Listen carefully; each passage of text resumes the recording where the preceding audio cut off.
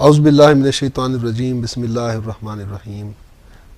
नाज़रीन, तज़किरा और तबसरा की नई एपिसोड के साथ मैं आपकी खिदमत में हाज़िर हूँ। आप जानते हैं कि हम तज़किया नफ्स के उन्वान पर एक पूरी सीरीज़ कर रहे हैं और उस पर अब तक हम नाज़रीन 6 एपिसोड्स कर चुके हैं, जिसमें इंसान की हम 3 लेवल्स जो है नीड्स के वो डिस्कस कर चुके हैं। बायोलॉजिकल नीड्स को हम डिस्कस कर चुके हैं, इंसान की सेफ्टी एंड सिक्योरिटी नीड्स को डिस्कस कर चुके हैं, इंसान के सोशल नीड्स को हम डिस्कस कर चुके हैं। हमारा जो है, आपको एक रीकैप के लिए मैं थोड़ा सा एक ओवरव्यू दे देता हूँ कि हम अब तक जिस थीम पर अपना ये प्रोग्राम लेके चल रहे हैं वो ये है कि अल्लाह ताला ने इंसान में कुछ नीड्स रखी हैं। हर नीड का कोई पर्पज़ है। उस पर्पज़ से डिविएशन की कुछ फॉर्म्स हो सकती हैं जिसको तदसिया कहा जाता है, और उस पर्पज़ के ऐन मुताबिक अगर इंसान चले तो उसको हम तज़किया कहते हैं। तो हम अब तक डिस्कस किया, जो हमने हर नीड को डिस्कस किया, हमने बायोलॉजिकल नीड्स हो, चाहे सेफ्टी एंड सिक्योरिटी नीड्स हो, चाहे सोशल नीड्स हो, हमने उसको इस पर्सपेक्टिव से डिस्कस किया कि अल्लाह ताला ने इस हर नीड का पर्पज़ क्या रखा है हमारे लिए, किस पर्पज़ के तहत वो नीड हमें रखी है, ये हमने डिस्कस किया है। फिर उस पर्पज़ से डिविएशन की फॉर्म्स क्या क्या हो सकती हैं। तो अब आज हमने जो है वो कुछ और नीड्स हैं जिनको हम डिस्कस करेंगे। तज़किया का जो मौजू है वो अभी हमने इसके बाद अभी शुरू होगा, जब ये हम एक दफ़ा डिस्कस कर चुकेंगे ये एंगल, तदसिया का एंगल, यानी जो भी डिविएशंस हैं इंसान की अपने नॉर्मल बिहेवियर या डिज़ायर्ड बिहेवियर से, वो क्या क्या हो सकती हैं, वो डिविएशंस हम डिस्कस कर रहे हैं अभी।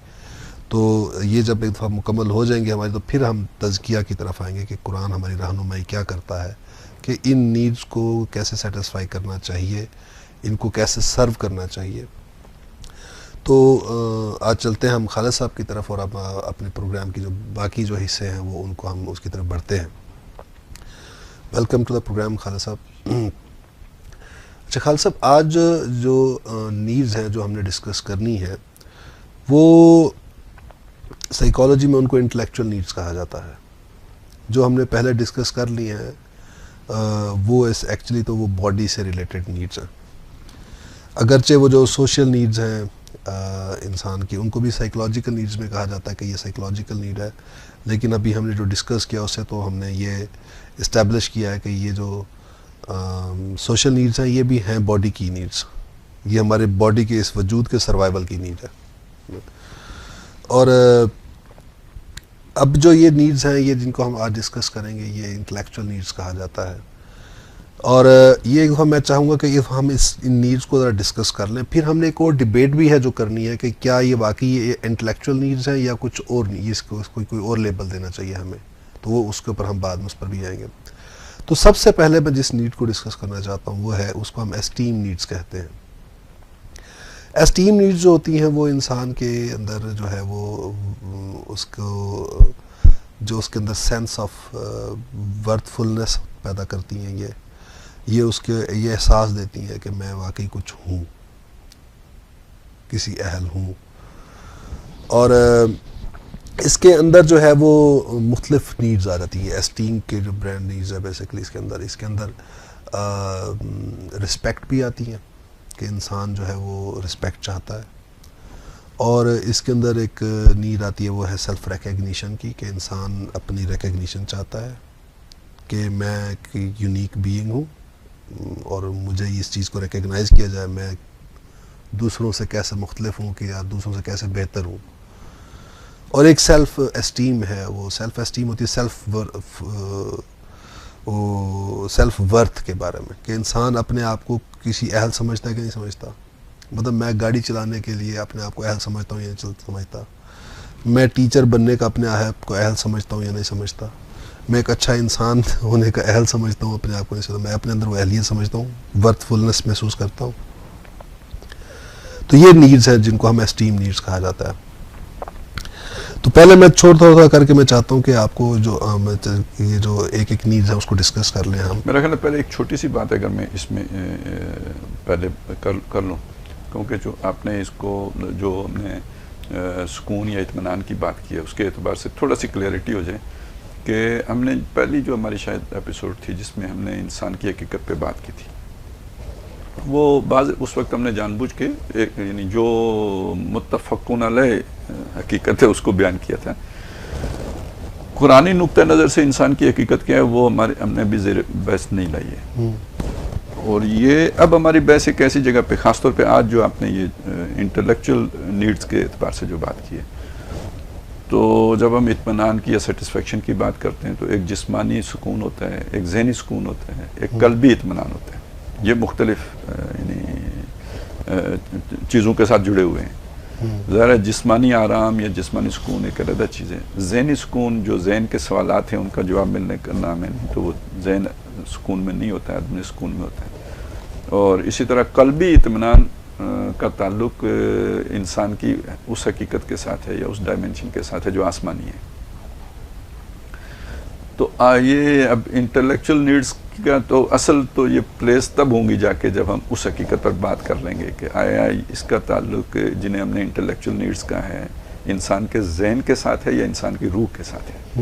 ये यानी उसके बाद ही जाके तो क्लियर तस्वीर हमारे सामने आएगी। तो अब बेशक आप एक एक को लेके चले। ये आपने एक अच्छा नुक्ता उठा दिया है और मैं भी अब तो ये सोच रहा हूँ कि हमें मेरे ख्याल में पहले तो इस उकदे को हल कर लेना चाहिए कि ये एक इम्पॉर्टेंट पॉइंट है जिसको कि हमें चाहिए कि पहले हम इसके मामले में क्लैरिटी हासिल कर लें और फिर हम बाद में चलें, और वो है हकीकत इंसान का मौजू।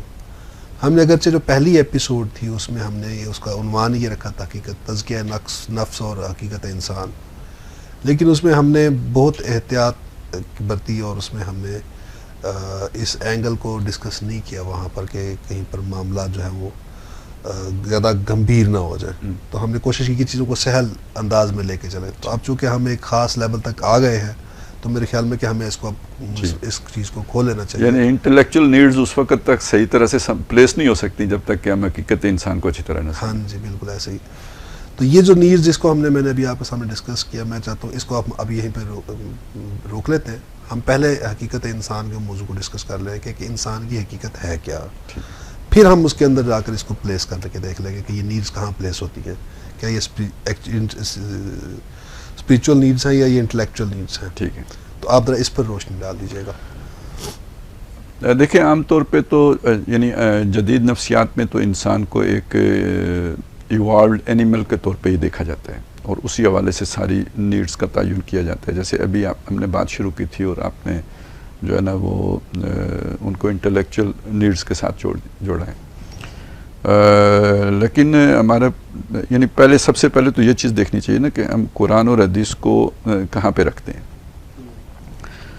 या बतौर मुसलमान मोमिन हमारा ये यकीन है कि जिस तरह अल्लाह ताला ने हमें इल्म के ये 5 सोर्सेज दिए हैं जिनको सारे इंसान मानते हैं, जिन्हें हम वासे खमसा कहते हैं, तो उससे कहीं ज़्यादा एक मुस्तनद सोर्स है जो अल्लाह के पास से इल्म आता है इंसान के पास। असलन इल्म लदुन्नी तो ये है जो ख़ास अल्लाह के पास, इन आवाज़ की सोर्स से ऊपर, और वो अल्लाह ताला अपने इल्म में से कोई साथ जिब्रील को देते हैं जो फरिश्ते हैं, और वो जिब्रील अलैहिस्सलाम उस इल्म को लेके इंसानों में से किसी चुनिंदा इंसान के पास पहुंचाते हैं। और ये होता आया है आदम अलैहिस्सलाम से लेके मोहम्मद रसूलुल्लाह तक सल्लल्लाहु अलैहि वसल्लम, और यहाँ पहुँच के तो फिर ये कि उसको वो जो आखिरी वर्जन था उस इल्म का वो महफूज कर दिया गया, जिसे हम कुरान मजीद के तौर पर जानते हैं, और नबूवत का सिलसिला रोक दिया गया कि अब किसी ऐसे इंसान को नहीं चुना जाएगा कि जिसके पास ये स्पेशल नॉलेज आएगा, और उस नॉलेज को महफूज कर दिया गया। तो अब इंसान खुद नहीं बना है, हमारा ये मानना है कि इंसान का एक खालिक है जिसने उसे बनाया है और वो अल्लाह ताला है, और ये वो इल्म उसके पास से आया है। उसने जो इंसान के बारे में हक़ाइक़ बताए वो उससे मुख्तलिफ हैं जहाँ तक इंसान खुद पहुँचा है। यानी ये सारा इंसान के इल्म का जो सफ़र है, ख़ासतौर पर साइकोलॉजी, ये अपनी पहचान का सफ़र है। तो इंसान ने अपने आप को उतना पहचाना है जितना कि वो अपने उन हवास के ज़रिए से पहचान सकता था जो उसे दिए गए हुए हैं। लेकिन इंसान का वो तारुफ जो उसके खालिक ने उसके सामने रखा है वो इससे ज़्यादा उसकी पोटेंशियल को सामने लेके आता है, और वो ये है कि इंसान निरा साहिब इदराक नहीं है, वो ये है कि इंसान महज हैवान नहीं है, वो ये है कि इंसान सिर्फ मिट्टी का पुतला नहीं है, या ये सिर्फ मिट्टी से बनी हुई चीज़ नहीं है, बल्कि ये कि इसके अंदर एक और चीज़ भी वदियत की गई है जिसे कुरान मजीद रूह कहता है, और हदीस में भी उसे रूह कहा गया है। अब रूह को हम उस तरह नहीं डिफ़ाइन कर सकते जैसे हम इंसानी बॉडी को डिफ़ाइन कर लेते हैं, लेकिन कुरान मजीद और हदीस की जो तशरीयात हैं उनसे हम ये समझ सकते हैं कि ये भी एक independent, self sufficient, self evident identity है और इसकी अपनी एक शनाख्त है और ये एक ख़ुद मुक्तफ़ी वजूद है। इसको जिस्म की कोई हाजत नहीं है अपना वजूद बरकरार रखने के लिए। ये जिस्म के बगैर भी एक अपना तशख़्ख़ुस रखती है, ठीक है। इसकी अपनी सलाहियतें हैं, अपनी कैपेबिलिटीज़ हैं, अपना पोटेंशियल है और ये जब इंसान के अंदर वदियत करने का मतलब है इंसान के इस हवानी वजूद के साथ इस रूहानी वजूद का, यानी जैसे रूहानी वजूद के बारे में हमें यह भी अहादीस से पता चलता है, ये नूर से, इसका असल नूर है। जैसे ये अगर इंसान की बॉडी की असल जो है वो मिट्टी है और मिट्टी से ज़ाहिर है ये मतलब नहीं है कि जैसे मिट्टी से आप चूल्हा बनाते हैं या बर्तन बनाते हैं उस तरह इंसान बना लिया गया है, यानी मिट्टी की भी एवॉल्व फॉर्म है, एसेंस इसकी, एसेंस है, मतलब मिट्टी कई मराइल से गुजर के तो फिर इंसान की शक्ल में ज़ाहिर हुई है ना। वो चारा बनी या गोश्त बनी या फिर खून, गोश्त किसी की ग़िज़ा बनी, खून बना, फिर जाके तो वो नुतफ़ा, फिर नुतफ़तिन अमशाजिन, फिर जाके ये मिट्टी का, यानी मिट्टी से बना ना, यानी इब्तिदा वहाँ से हुई तो पहुँचा तो बहुत ऊपर है ना जाके।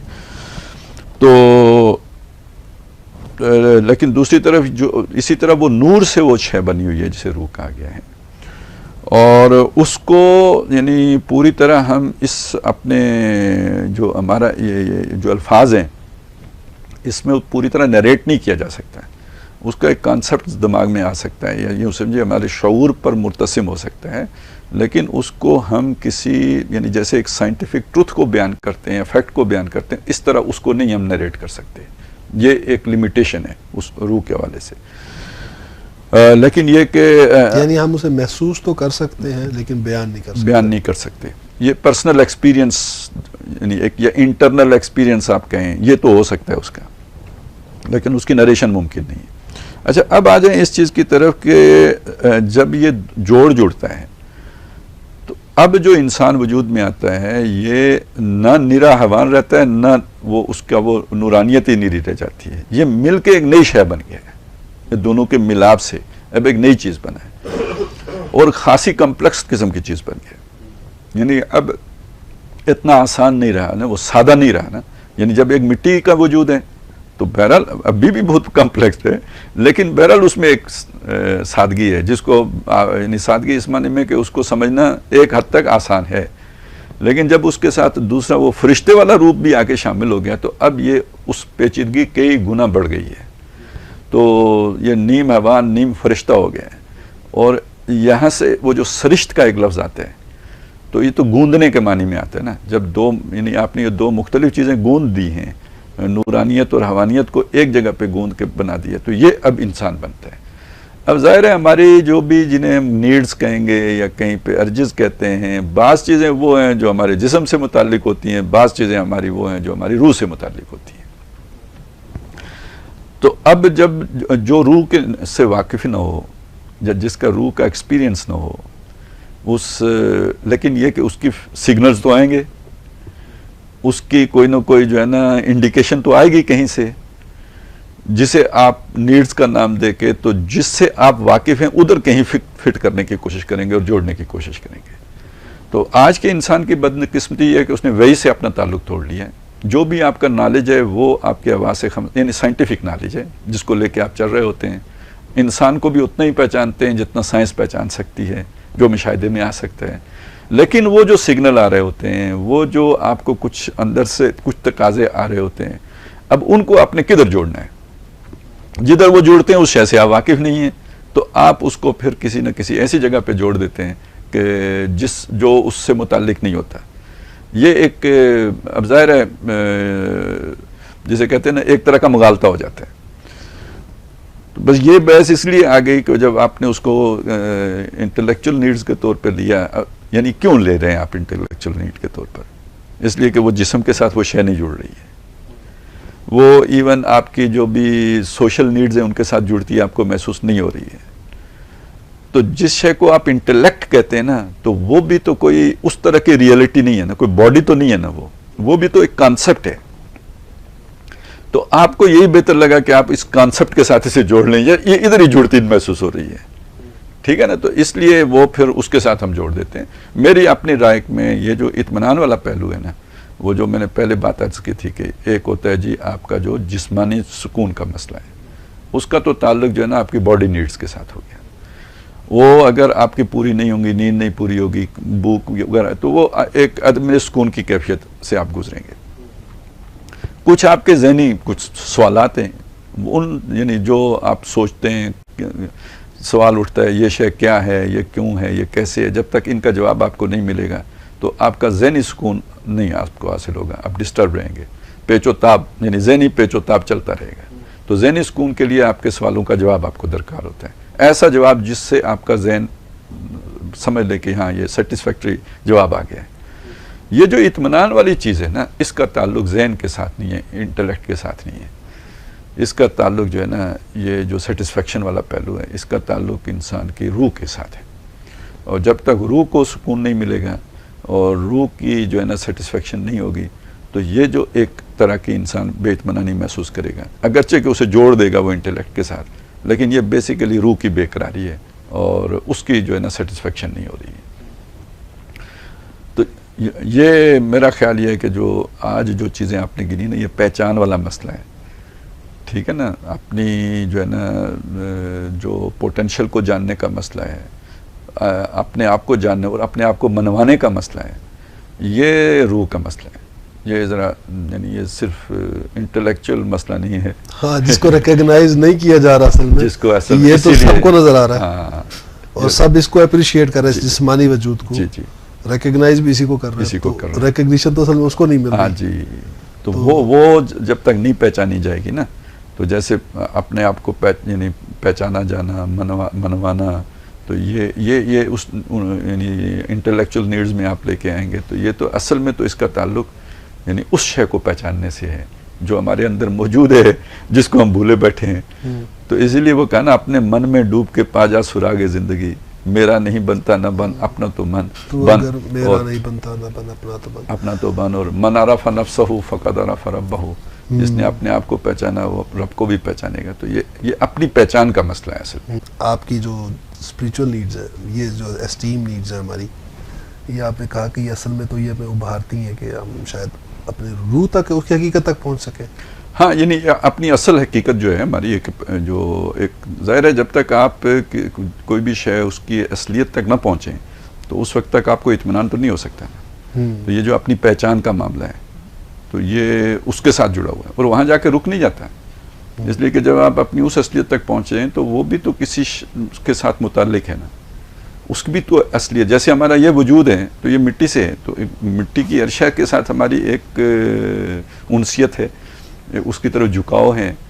यानी वो जितनी भी हमने नीड्स गिनी थी जिस्मानी जो थी, उनकी तरफ हमारा एक मेलान है। तो कोई रूहानी नीड्स भी तो है ना कि जिनकी तरफ फिर हमारा मेलान होगा। ये तो सिर्फ अभी जो जिन्हें आपने इंटेलेक्चुअल नीड्स के तहत वो शुमार किया है, ये तो एक दर्जा है ना, इसके आगे भी तो बात रुकेगी तो नहीं ना। वो तो असल में तो फिर अल्टीमेटली तो इबादत तक जाती है, ठीक है ना। तो ये फिर लेके उधर जाती है।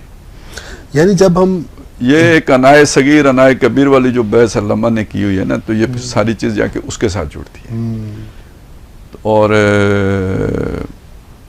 इसलिए मैंने असल में जब आपने वो इंटेलेक्चुअल नीड का कहा तो मुझे वो हो गया थोड़ी कि भाई इसको अब उधर जाना चाहिए जो हम छोड़ के आए हुए हैं।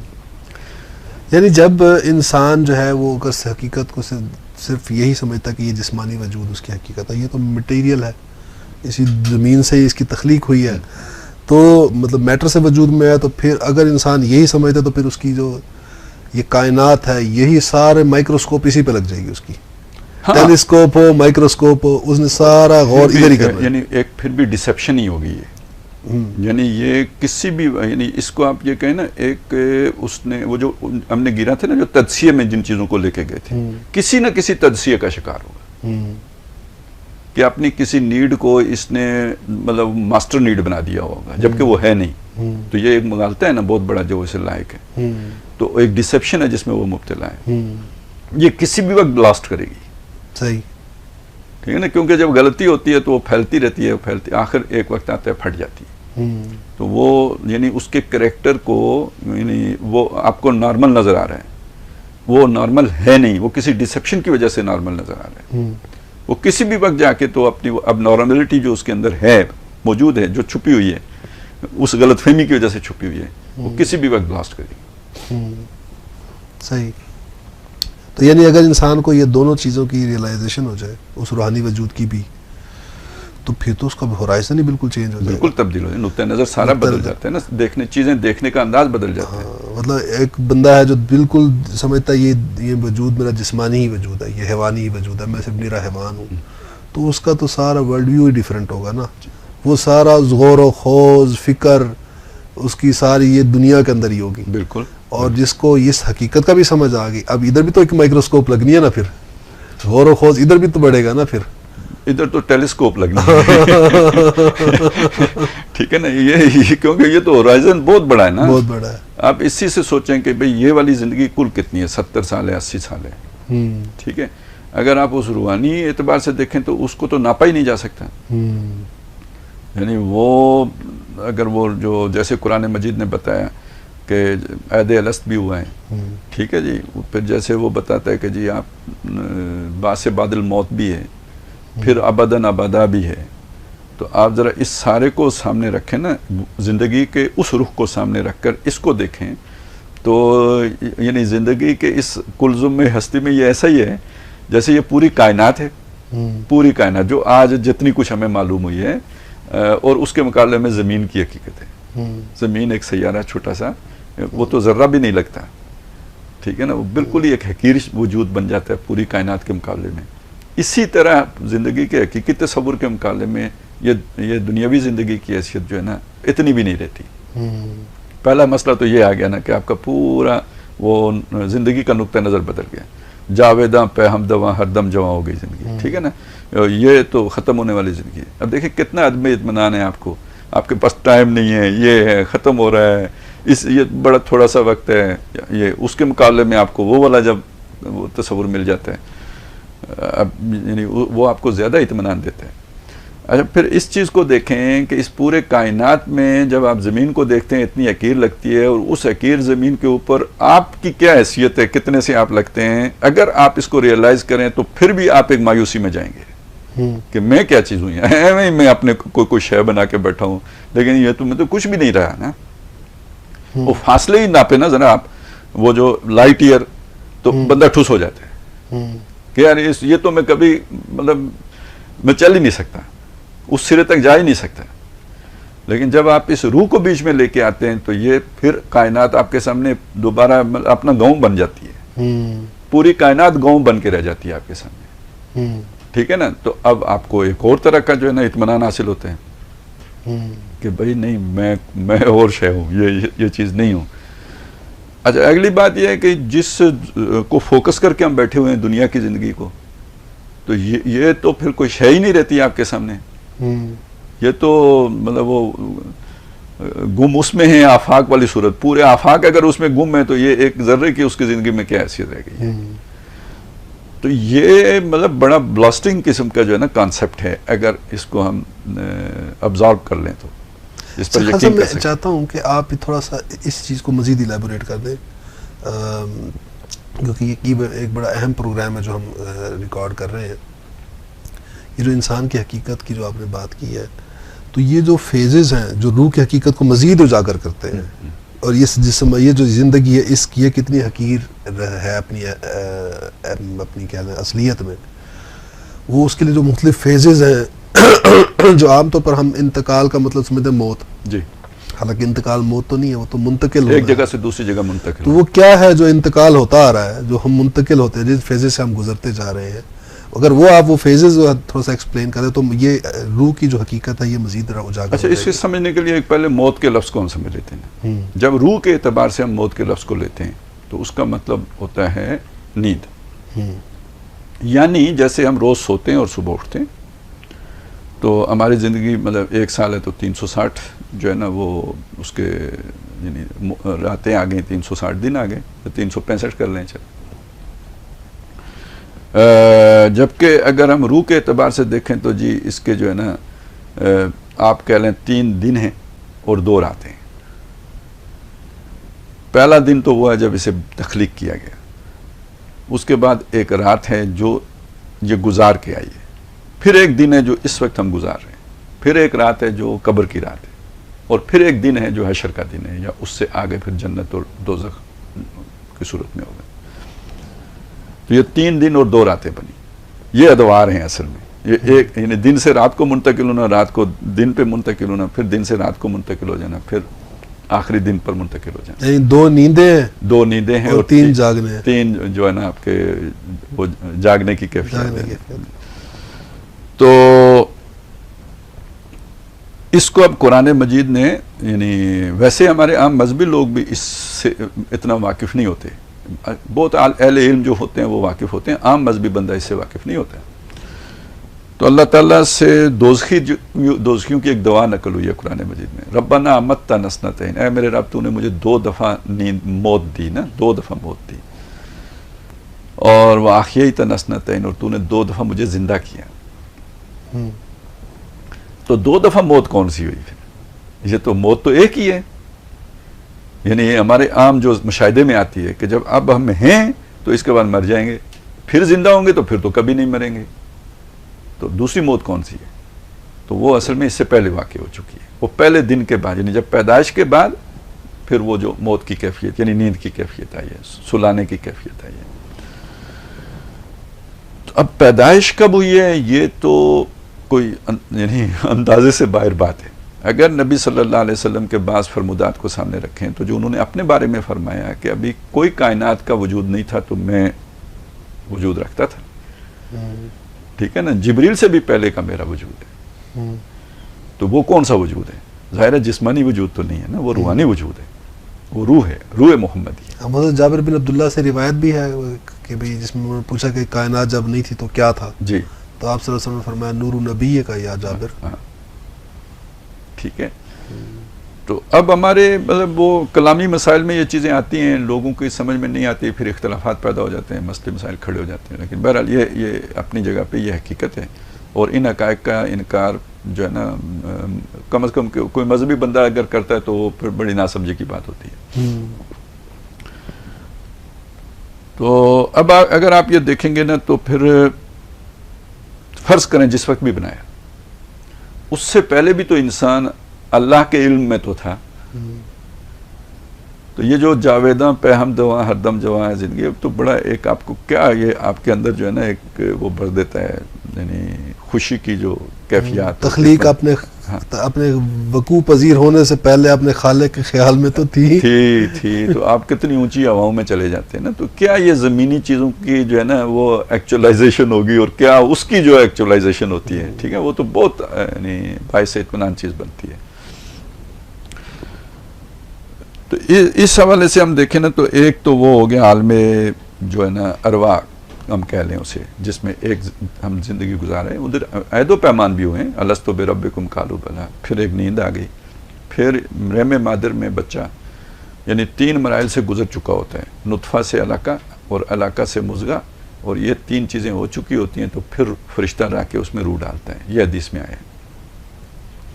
अब आज हम समझ सकते हैं कि नुतफ़े में भी जान थी, अलाका में भी जान थी, मुज़गे में भी जान थी, तो रूह तो जान नहीं है, ये कोई और चीज़ है, ठीक है।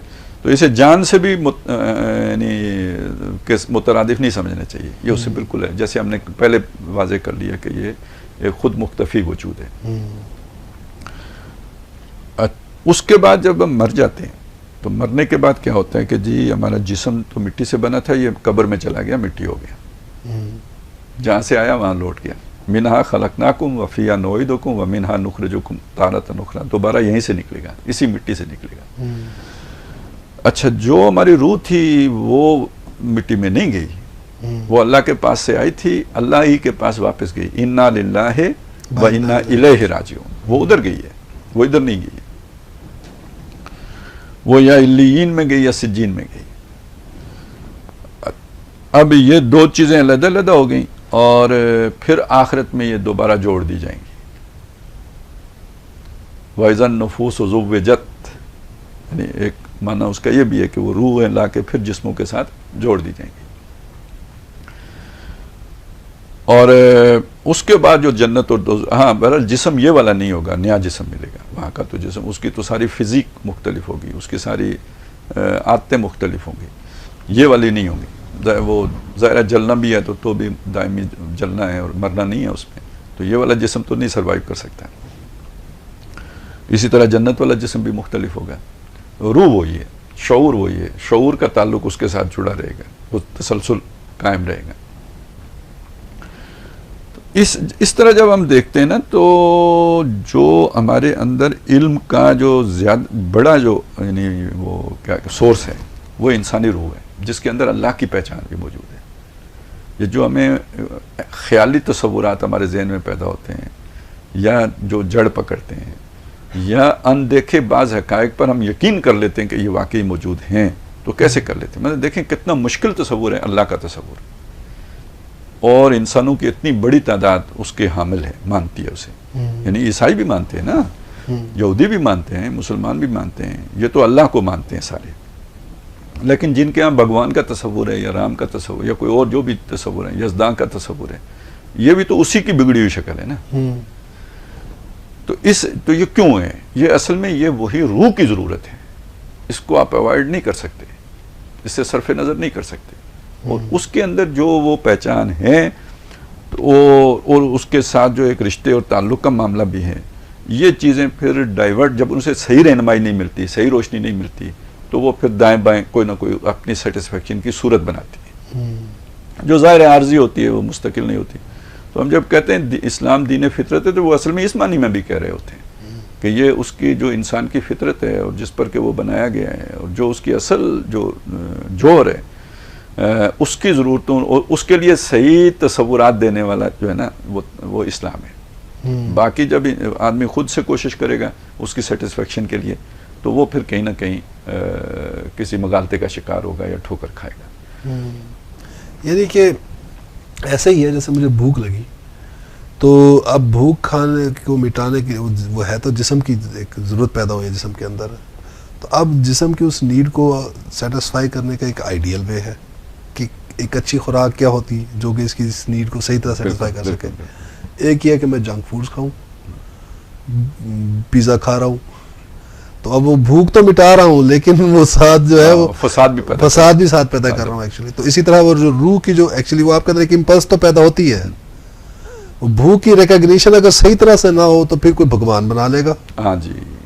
तो असल में ये जो अब देखिए ना रूह है, तो उसकी गज़ा के लिए, यानी उसकी ज़रूरतों को पूरी करने के लिए, जैसे अभी आपने गज़ा का तस्वुर दिया ना, तो वो वही आती है। अच्छा, जो वही आती है वो कौन लेके आता है? और रूहुल अमीन लेके आता है। अच्छा, कुरान मजीद में वही को भी रूह कहा गया है, युल की रूह मिन अम्रिही, वो जो रूह लेके, वो जो पैगाम लेके आया वो भी रूह है, यानी कुरान भी रूह है। तो रूह कोई एक यानी वजूद है, और उसको हम उस तरह नरेट नहीं कर सकते कि उसकी बाकायदा हम जो है ना वो फिज़िक मालूम करें, और उसका सारा जो है ना एक एक चीज़ हमें मालूम, उस तरह नहीं है। एक चीज़ है, और हमारे लिए आज वो एक मुतशाबे अमर के तौर पर होगा, और उसके पास जो अल्लाह का पैगाम आता है, तो वो दर हकीकत उसके इत्मीनान का बायस बनता है। यानी उसकी जो नीड्स हैं वो उससे फिर पूरे तरह से वो सेटिस्फेक्शन उसे मिलती है। तो गोया वो उसकी ग़िज़ा का काम, जैसे हमारे जिस्म को सेटिस्फेक्शन मिलती है, जो है ना भूख को जो है ना वो चैन आता है जब हम खाना खा लेते हैं, इसी तरह रूह को इत्मीनान मिलता है जब उसकी वो वाली ज़रूरत पूरी होती है जो अल्लाह के पास से आया हुआ पैगाम ही पूरी कर सकता है। वो इंसान की अपनी अक्ल उसको मुतमईन नहीं कर सकती। सही। अच्छा, आपने एक पीछे डिस्कस की थी बात कि ये एक इंडिपेंडेंट वजूद है, तो उससे एक अहम डिबेट है, वो उससे मेरे ख्याल में वो भी एड्रेस कर दें, यहाँ पर सेटल कर दें। वो ये कि ये जिस्म और रूह इनका आपस में जो रिलेशनशिप है, इसकी नेचर क्या है? क्या ये दोनों एक दूसरे पर इंटरडिपेंडेंट है, यानी एक चीज़ दूसरे पर मुनहसर है, उसका इन्हिसार है, या ये कि नहीं ये इंटरडिपेंडेंट तो नहीं है, ये इंटर रिलेटेड है, इनका आपस में रिलेशनशिप तो है, एक दूसरे के साथ इंटरेक्ट तो करते हैं, लेकिन ये नहीं है कि ये एक दूसरे के मोहताज है, एक दूसरे पर डिपेंडेंट है। तो जो आपसे जो बात की उससे तो मैं जो मेरे जहन बन रहा है वो ये कि इसका मतलब इनका रिलेशनशिप जो है उसकी नेचर वही है कि ये आपस में इंटर रिलेटेड है, इंटर डिपेंडेंट नहीं है। ऐसे ही ऐसा ही है, ये है इंडिपेंडेंट जी। यानी मतलब अगर आप देखें ना तो फरिश्ता है ना, तो वो एक रूह का की हैसियत तो उसकी है, जिस्म उसका नहीं है, उसका कोई जिस्म नहीं है ना। तो इसका मतलब जिस्म के बगैर वो एक वजूद मौजूद है, ठीक है। अच्छा, अब जितने हैवानात हैं, जैसे इंसान एक हैवानी वजूद रखता है तो हैवानात का भी वजूद है, उनमें रूह नहीं है, वजूद उनका मौजूद है, बगैर रूह के भी जिंदा है। ठीक है। तो मेरा तो खैर ये वो बाकी बात तो खैर यानी वो तो है ही, वो कुरान और हदीस से साबित है, लेकिन मेरा अपना एक ख्याल ये है कि बहुत से इंसान ऐसे हो सकते हैं कि जिनमें रूह ना हो। ठीक है। ये ज़रूरी नहीं है कि इस बात को आप माने, लेकिन यानी मैं समझता हूँ कि ऐसा भी हो सकता है। जैसे कई अवानात हैं और उनके अंदर रूह नहीं है, बल्कि सारे अवानात के अंदर ही रूह नहीं है, जान है। इसी तरह इंसान भी ऐसे हो सकते हैं कि जिनके अंदर रूह मौजूद ही ना हो, और वो वैसे एक जसद हूँ, चलते फिरते हूँ। ज़ाहिर में तो आपको नहीं पता चलेगा, बिल्कुल नहीं पता चलेगा, और दुनिया के एतबार से वो बड़े मुस्तबसिर भी, बड़े नहीं जिसे कहते हैं ना, होशियार, समझदार, वर्ल्डली वाइज, सारा कुछ हो सकता है, क्योंकि इंटेलेक्ट तो है, साथ दिमाग तो है ना, वो तो इस अवानी वजूद का हिस्सा है। तो ये तो सारा कुछ हो सकता है, लेकिन उनके अंदर वो वाली नीड्स नहीं होंगी ये जिनको आपने इंटेलेक्चुअल नीड्स का है, ये होंगी ही नहीं। लिहाजा ये ज़्यादा अच्छे बेहतर वर्कर होंगे, ज़्यादा जो है ना हार्ड वर्कर होंगे, ज़्यादा ये फोकस्ड होंगे दुनिया के एतबार से, क्योंकि इनको वो वाली डिस्टर्बेंस है ही नहीं। इंटेलेक्चुअल भी हो सकती है और वो इवल जीनियस हो सकते हैं। हाँ, इवल जीनियस हो सकते हैं, बिल्कुल हो सकते हैं।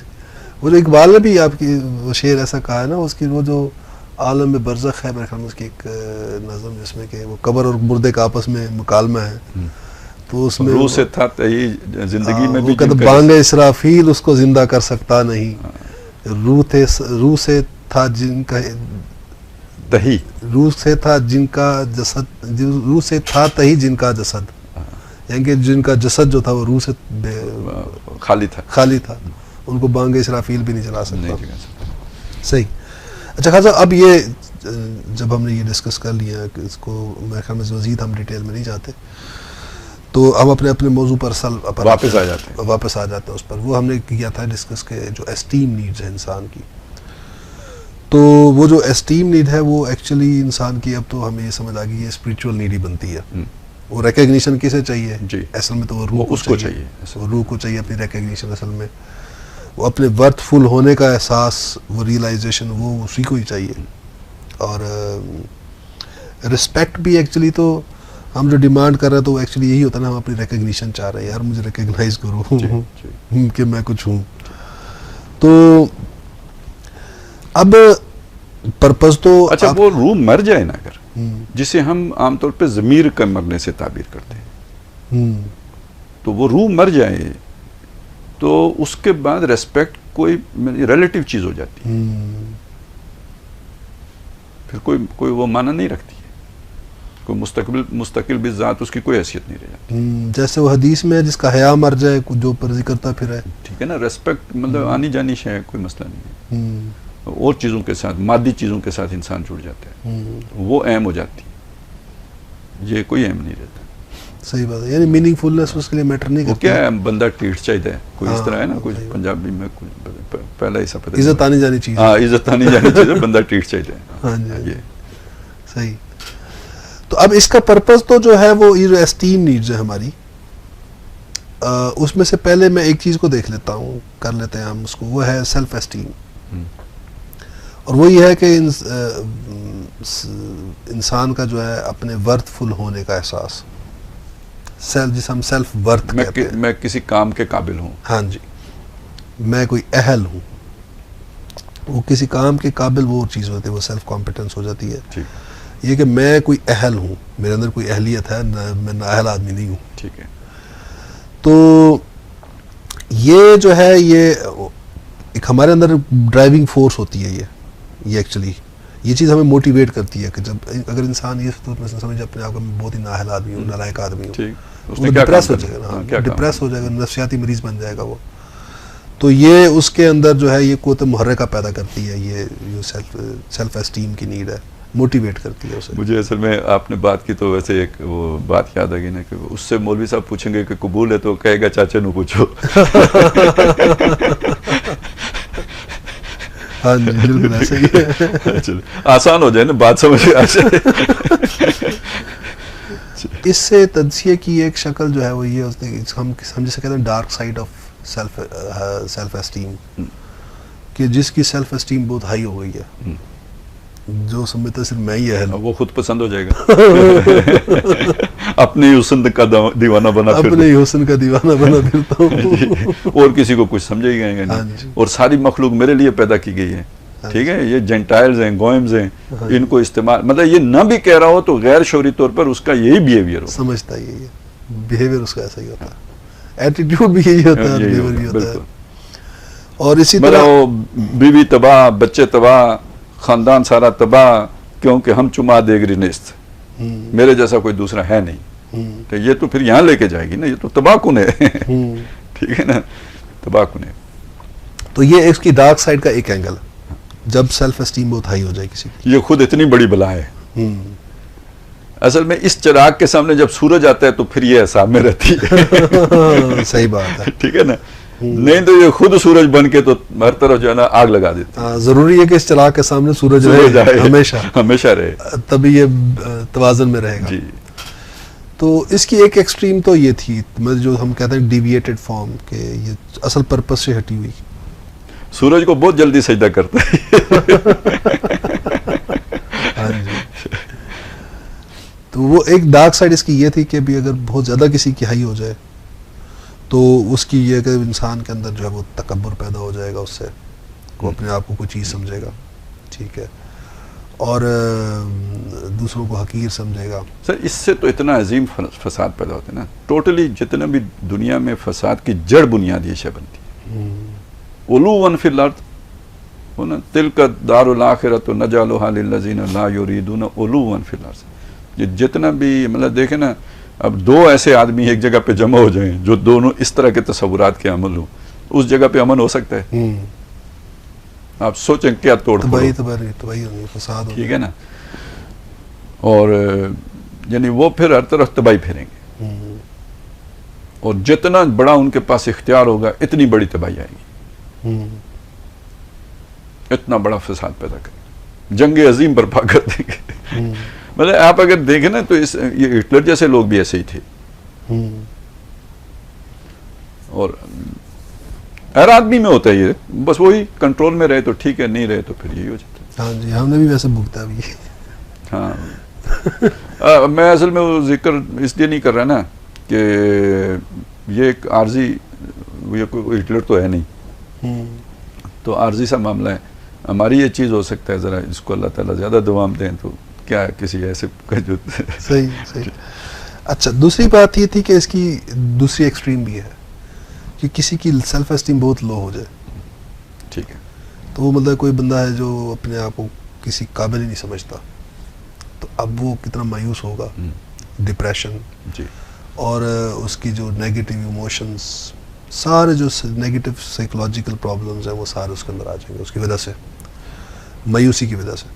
इसीलिए वो कुरान में भी कहा गया मायूसी जो है, मायूस तो गुमराह होते हैं। नहीं, मायूस जो है ना वो असल में ईमान के मुतसादिम है ना, ईमान से मुतसादिम। तो वो उस साइड पर भी मतलब ले जाती है। अगर किसी की सेल्फ एस्टीम बहुत लो हो जाए तो मतलब एक्चुअली हमें इसके कहीं इन बिटवीन रखना है अपने आप को जी। दूसरी थी जो एस्टीम नीड्स में होती, सेल्फ रिकग्निशन। हमने ये कहा था सेल्फ, अब डिस्कस अभी किया कि ये जो सेल्फ एस्टीम है ये तो तकब्बुर की तरफ भी ले जाती है। इसकी जो हायर साइड है कि इंसान जो है वो अपने आप को सब कुछ समझे। वैसे ये करैक्टर, इसको क्या आप साइकोलॉजी में क्या कहते हैं? किसको? जो इस तरह का जो खुद पसंद आदमी होता है और मतलब नार्सिस्टिक होता है वो। अच्छा, नार्सिस्टिक होता है वो। एक्चुअली नार्सिस्टिक जो होता है वो उसमें अभी एक दूसरा जो हम पढ़ेंगे वो भी उसके अंदर आ जाएगा, वो नार्सिज्म वाली कैरेक्टरिस्टिक जिसको हम खुद पसंद कहते हैं उर्दू में। वो सेल्फ रिकग्निशन भी एक्चुअली इसके साथ ही जाकर लिंक हो जाता है, जुड़ जाता है। और वो एक्चुअली तो कह लें कि वो जो सेल्फ रिकग्निशन है वो बहुत सटल है। वो उसके इंसान को ना रियलाइजेशन भी नहीं होती, समझ भी नहीं आती कि कहाँ से वो पकड़ में आ गया। वो इससे ज़्यादा लतीफ़ है वो इससे ज़्यादा। यानी वैसे तो हम इसे यूँ भी कह सकते हैं कि यानी वैसे तो इसे दो अलग-अलग कैटेगरीज बनाई गई हैं, लेकिन ये भी हो सकता है कि ये एक ही कैटेगरी का ज़्यादा लतीफ़ पहलू हो। बिल्कुल ऐसा ही है, बिल्कुल ऐसा ही है। अब ज़ाहिर है जब आप कोई इल्म जब उसको इस तरह जो है ना मुंज़बित करते हैं तो फिर चीज़ों को बयान करने के लिए आपको कैटेगराइजेशन करनी पड़ती है ना। एक्चुअली तो वो एक ही मंबा एक ही होता है, उससे ये चीज़ें निकल रही होती हैं। और जैसे अभी आपने बात की ना, जैसे हार्ड फेस होता है और जो है ना एक उसके मुकाबले सॉफ्ट फेस होता है। हाँ जी। तो फेस तो एक ही होता है लेकिन दो चेहरे होते हैं। इसी तरह ये भी एक ही बीमारी के दो, मतलब एक ज्यादा लतीफ है, हाँ जी, और एक जरा थोड़ा जल्दी समझ में आ जाता है। हाँ जी। तो या यूँ कह लें कि आगाज उसका यहाँ से होता है, जिसका बंदे को रियलाइज, मर्ज का आगाज जो होता है ना, वो पहली दूसरी स्टेज तो बंदे को लगता है मुझे कोई बीमारी नहीं है, ठीक है। वो तो जब लास्ट स्टेज पे पहुंचता तो पता लगता है कि अब तो फंस गया हूँ, बीमारी ने पकड़ लिया मुझे, अब मैं इसे निकल नहीं सकता। अच्छा, वो जो एक्चुअली जो सेल्फ रिकग्निशन वाली है ना, वो जो इतना वो लतीफ़ इस मानी में है, इस पर्सपेक्टिव से है कि जैसे उस दिन आपने अभी भी आपने जिक्र किया, आपने उस दिन दौरा कुरान में भी आप ये डिस्कस कर रहे थे, वो जो सरिश्त वाला पहलू है। मैं अभी पिछले दिनों पर्सनैलिटी, आजकल मैं पर्सनैलिटी साइकोलॉजी का कोर्स पढ़ा रहा हूँ यूनिवर्सिटी में, तो मैं उसमें पर्सनैलिटी की डेफिनेशन पढ़ रहा था, तो मुझे वो जो सरिश्त का जो कॉन्सेप्ट आपका है, उसके करीब तरीन लफ्ज़ जो साइकोलॉजी में लगा वो पर्सनैलिटी का लगा। अच्छा, ठीक। कि जब हम पर्सनैलिटी कहते हैं कि इसकी पर्सनैलिटी क्या है, तो एक्चुअली वो तीन चीज़ों का कॉम्बिनेशन, मॉडर्न साइकोलॉजी तो खैर दो चीज़ों का कॉम्बिनेशन कहती है कि इंसान का जो ये जिस्म है और उसका माहौल। ठीक है, माहौल। ठीक। तो तीसरी चीज़ आपने उस कुरान में जब डिस्कस कर रहे थे आपको, जो अभी आपने की कि वो रूह है। तो एक्चुअली तो ये जो इंसान की जो पर्सनैलिटी है, ये इंट्रैक्शन है तीन चीज़ों का, और उस तीन चीज़ों के इंट्रैक्शन का मजमूआ है। जैसे हम चाय बनाते हैं तो उसमें वो दूध डालते हैं, चीनी डालते हैं, अब जिस चीज़ की कंपोजिशन चेंज होती जाएगी तो वो उसकी नेचर भी बदलती जाएगी चाय की। तो ऐसे ही ये तीनों चीज़ें इंटरेक्ट करती हैं आपस में, ठीक। रूह, जिस्म और आपका माहौल।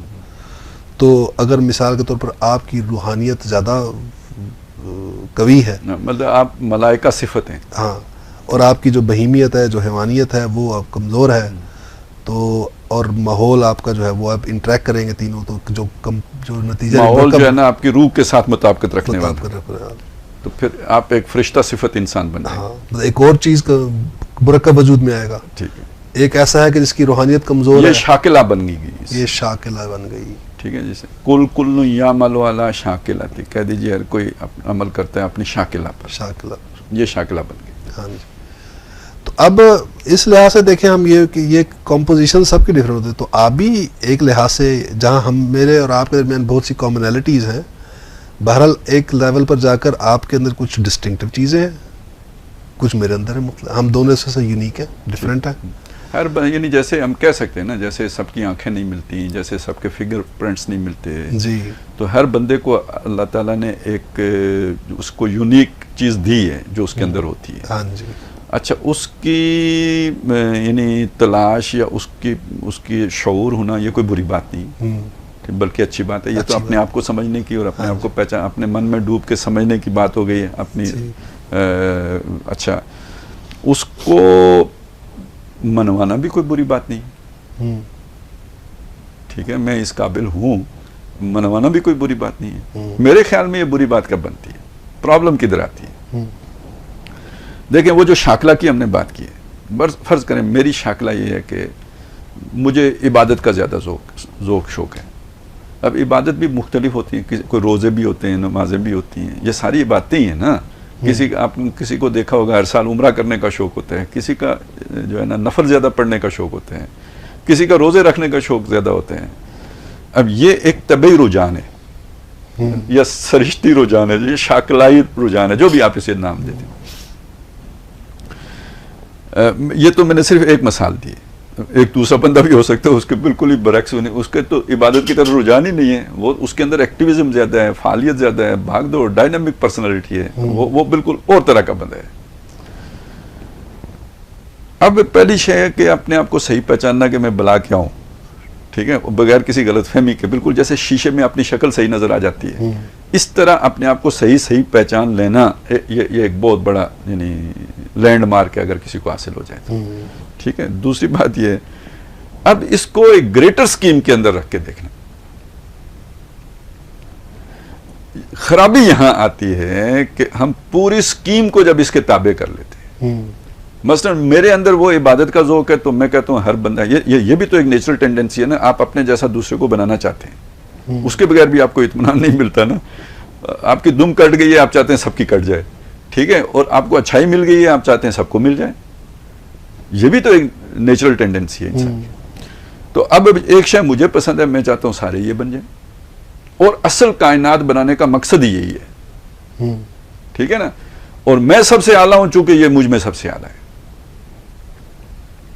ठीक है। अब यहां से खराबी पैदा हो जाएगी जब पूरी दुनिया को हम उस अपनी सोच के गिर्द घुमाने की कोशिश करेंगे, उस रंग में रंगने की कोशिश करेंगे। यानी हम ईगो सेंट्रिक हो जाते हैं। ईगो सेंट्रिक हो जाते हैं। ईगो सेंट्रिक होना जिस पर्सपेक्टिव से हम देख रहे हैं नीड का, यानी वो अब नॉर्मल वर्जन, बल्कि परवर्टेड वर्जन हो जाएगा। यानी जिस पर्सपेक्टिव से हम देख रहे हैं, हम ये कहें बाकी भी यही देखें जो हम देख रहे हैं, हकीकत यही है। यही देखें, ये इसका तदसिया है। ठीक, इसको उसकी असल जगह पे रखना, ये समझना कि यार मेरा काम ये है करने का। देखे ना कितना बड़ा फर्क पड़ता है कि यानी अब एक साहबी आते हैं नबी सल्लल्लाहु अलैहि वसल्लम के पास कि मुझे फलानी जिम्मेदारी दे दें। आप कहते हैं भाई तुम कमजोर आदमी हो, ये भार नहीं उठा सकते। इससे हमने ये नतीजा निकाल लिया कि जिम्मेदारी मांगना गलत बात है। लेकिन कुरान में मौजूद है, हज़रत यूसुफ अलैहिस्सलाम खुद कहते हैं कि मुझे खजाने के ऊपर मुतय्यन कर दें, मैं ये काम ठीक कर सकता हूँ। वहां हम नहीं कहते कि ये गलत किया उन्होंने, क्यों अपने आप को पेश किया। तो जो अहले इल्म है वो जानते हैं। ये तो असल में वो पहले वाला नतीजा जरा सतही लोग निकालते हैं, जिनके पास अभी वो इल्म की डेप्थ नहीं होती, रासिखुल इल्म नहीं होते, जो वो नतीजा निकालते हैं कि जिम्मेदारी नहीं मांगनी चाहिए। जो अहले इल्म है हकीकी, वो जानते हैं कि अगर आप में एक काम की अहलियत हो और आप समझते हैं कि ये काम आप बेहतर तौर पर समझते का मतलब यहाँ पे वो ले लें, गलतफहमी का शिकार नहीं है आप, अपने हुस्न का दीवाना नहीं है, आप एक्चुअली जो समझ रहे हैं वो सही भी है, तो आप अपने आप को पेश करते हैं कौमी जिम्मेदारी के लिए। तो बाकी ये कि आपके अंदर उसकी ख्वाहिश नहीं है वो हासिल करने की, actually you want to serve. जस अगर ये चीज़ है, आप वहाँ पे पेश करते हैं अपने आप को, तो ये नाजायज़ नहीं है, आप कर सकते हैं, ठीक है। तो ये तो उसका सही इस्तेमाल, जब आप अपने आप को सही पहचानते हैं और वो आप दूसरों को अपनी सर्विसेज प्रोवाइड करना चाहते हैं कि यार ये वाला काम मैं ठीक कर सकता हूँ, मैं अच्छा टीचर बन सकता हूँ, मैं पॉलिटिशियन अच्छा नहीं बन सकता, या मैं अच्छा पॉलिटिशियन बन सकता हूँ, मैं अच्छा टीचर नहीं बन सकता, ठीक है, या मैं एक अच्छा जो है ना वो न्यूज़ कास्टर बन सकता हूँ, लेकिन मैं एक अच्छा खतीब नहीं बन सकता। आप सोचें कि एक बंदे को अगर अपने बारे में सही पता लग जाए, नंबर एक, और नंबर दो ये कि वो अपनी उस ग्रेटर स्कीम में उसको सही जगह पे प्लेस कर ले, वो अपने आप को जुज़ समझे, कुल ना समझे, ये चीज हो जाए तो कैसा सुकून, कितना बेहतरीन, हर शय परफेक्टली बैठ जाएगी अपनी अपनी जगहों पे। खराबी यहाँ पे ये पैदा होती है कि जो उसकी सलाहियत होती है, उस सलाहियत को वो दुनिया की आला तरीन सलाहियत करार देता है, जो या उसका पोटेंशियल होता है, जिस काम में उसको सबसे ऊंचा वो समझते हैं। फिर अगली बात वो ये कहता है पूरी कायनात असल में इस मकसद को सर्व करने के लिए बनाई गई है। बाकी जितने भी शोबे जिंदगी हैं वो सब इसको जो है ना वो ऊपर उठाने के लिए हैं। ये मुसीबत आ जाती। मतलब अगर मैं समझता हूँ कि मेरे अंदर पोटेंशियल है आलम बनने का, तो सबको आलम बनना चाहिए और ऐसा ही बनना चाहिए जैसा कि मैं हूँ। लिहाजा ये खास स्कीम बनाओ, ये निसाब बनाओ, ये रिहर्सल्स कराओ, और सबको कराओ, इनको मशीनें बनाओ, और ये उधर से निकालो तो आलम बन के निकले। इनको ये इंप्रेशन मैनेजमेंट की टेक्निक्स सिखाओ। ये वो प्लास्टिक के वो नहीं होते वो जो आते हैं दाने से, जिनको उधर से गोल के डालें तो आगे जो सांचा लगा हो उस तरह बन के निकल जाए। ये फिर हो जाता है। सही तो और बाकी जो कोई भी है ये असल में सबको आलिम बनाने की खिदमत पे मामूर है। ये अगर कोई जो है ना वो अगर साइंसदान है, कोई ज़िंदगी के किसी और शोबे में लगा हुआ है, तो सब असल में आलिम को फैसिलिटेट करना उसका मकसद है चाहिए। ये मसला बन जाता है। हाँ जी, बाकी सारे उनकी सर्विस के लिए। और ये है ना सर। हाँ जी, यानी ये मतलब पॉलिटिशियन अपने तौर पर यही समझेगा कि पूरा निज़ाम मेरी खिदमत के लिए है।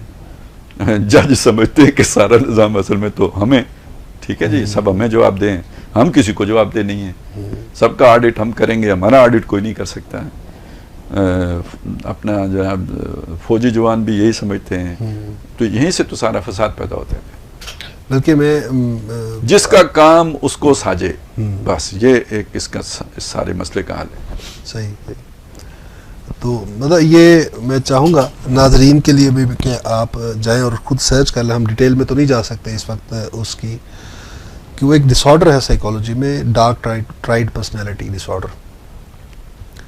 तो ये इसकी जो पीक है ना, ये जो हमने सेल्फ एस्टीम की जो डिबेट की हमने, और जो ये हमने ये सेल्फ रिकग्निशन की कि ये भी एक हद से ऊपर बढ़ जाए तो मतलब उसकी मुख्तलिफ मैनिफेस्टेशंस हो सकती है। एक तो खुद पसंदी भी हो सकती है, इंसान अपनी पूजा कर रहा है, अपने आप को अपनी हुस्न का दीवाना बना फिरता है, और चाहता है कि फिर ऐसा बंदे को एक प्रॉब्लम ये भी होता है कि भाई मेरी तारीफ की जाए, खुद पसंद जो होता है, खुद पसंद है। तो मतलब उसका इत्मीनान तो उसी से होगा ना। वो खुद खुदा है। तो ऐसे लोग आपको खुशामदियों में घिरे हुए नजर आएंगे। बिल्कुल, मतलब मक्खी वहीं बैठती है ना। ये अब गलत हो गया सर, खुशामदियों में घिरे हुए नजर आएंगे, नहीं होगा सही। वो अपने आप को खुशामदियों के घेरे में रखेंगे। ये ज्यादा बेहतर है। ये उनकी नीड है। हाँ जी, हाँ जी, हाँ जी, बिल्कुल। रोज अगर अलहम्द शरीफ उन पर नहीं पड़ी जाएगी बीमार हो जाएंगे। ज्यादा सही बात है ये आपकी।